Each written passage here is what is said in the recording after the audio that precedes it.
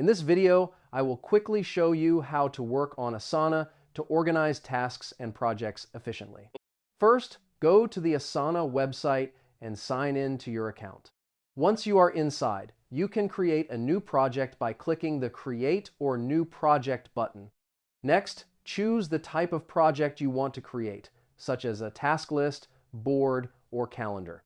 Inside the project, you can add tasks that represent activities that need to be completed.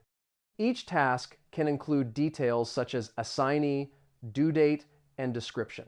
You can also add subtasks to break work into smaller steps. Asana allows you to invite team members to collaborate on the same project.